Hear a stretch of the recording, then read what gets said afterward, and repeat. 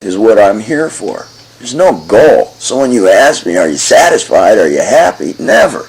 Because I never really set the goal. I never feel like I'm even close to anything. But at the same time, I'm right in my element in that we're going, we're doing, we're always adding in addition to what's gone before. Who have been your heroes, mentors? Usually I make the joke, certainly nobody musical. I have 100 musical influences. You know, Wilson Pickett, Sam and Dave, Led Zeppelin, Rolling Stones, Motown, Ray Charles, Sam the Sham and the Pharaohs, The Doors, you know, on and on. Outside of that, I take just as much hyper inspiration from Florence Griffith Gaynor, who's going to do the 109.3 this time, and Sergei Bubka, who's going to jump 20. You know, I use these illustrations because they're right on your TV even while you're...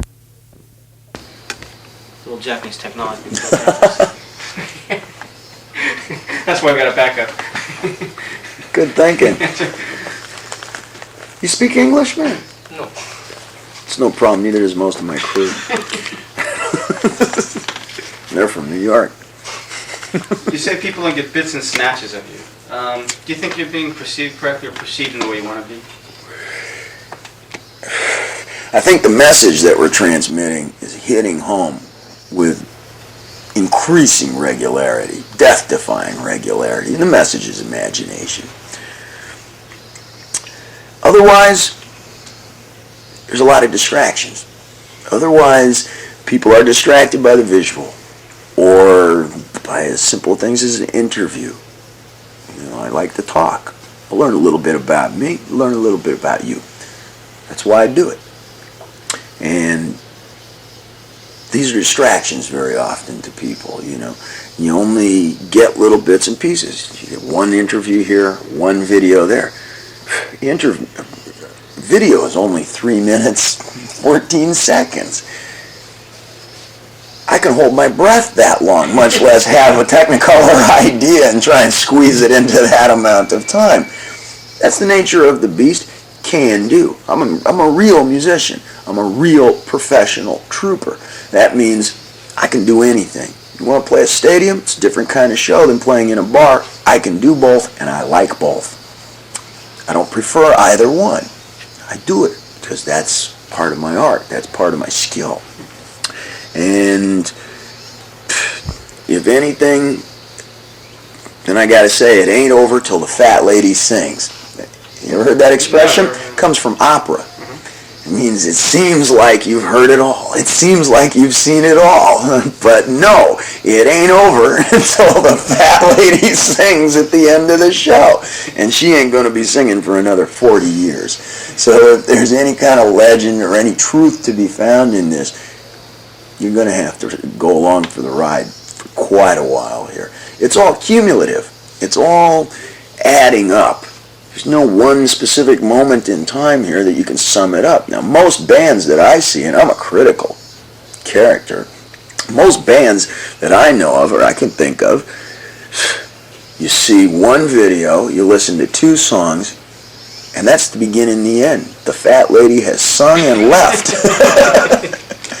You know, it's the same with people very often.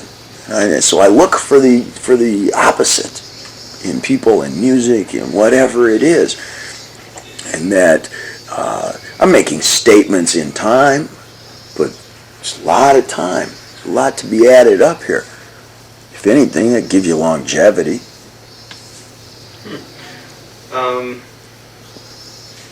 was going to say something wrong with that.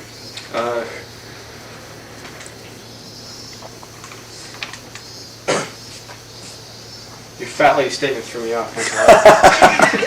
Oh. There was a question about Casper milk toast in here, that's right. What? It says like, what we're all waiting to hear is that Diamond Dave really likes to spend the bulk of his time at home pawing his stamp collection and mournfully listening to Joan Baez albums. No, not me. I pace in front of the roaring fireplace and curse the servants of treachery. Nah, I get all of me out of books, out of magazines, and off of a screen somewhere, and out of a radio speaker somewhere. It inspires me to not just, God, there's two kinds of people. I call one kind the I used to's, and the other ones are called my friend Joe. Okay? Now, you know these people. You send whatever you say to them. You say, hey, what about the Olympics? I used to run track. Well, hey, what about that new development in science? Oh, I used to be in biology. I used to do everything. They don't do anything now. or you have the second one, which is the my friend Joe. Hey, what about the Olympics? You know, my friend Joe runs track. Hey, did you see that picture of a mountain? You know, my friend Joe climbs mountains. Well, what do you do? Nothing. Talk about our friend Joe. Hey, I don't want to be that. Not going to be that. No reason to be that. The things I get involved in cost very little money. The people that I climb with live on $2,500, $3,000 a year out of the back of their station wagons, you know. The travels that I go to, how much does a backpack cost? We're going to use up a pair of shoes a year. That's all. And the places that you go, believe me, are very low priced. You go to New Guinea, pack of cigarettes. That means 50 of them, each one of them 9 inches long, cost you about a quarter. So, let's go. Let's do it. Let's be Joe. Let's get involved. And I don't see that as being exotic at all. It is for musicians. Musicians don't do nothing. They don't do anything. Most of them, they sit in their room and collect stamps or syringes or banana splits. Well, but we all live life in the first person singular. But the thing is, I think a lot of people live very, well, dual existences out of choice, though. Not everybody wants to be Mr. Exotic, Mr. Exploration. What drives you in your case? Why do you have to do all this stuff? I learned to read when I was old enough to get my butt kicked.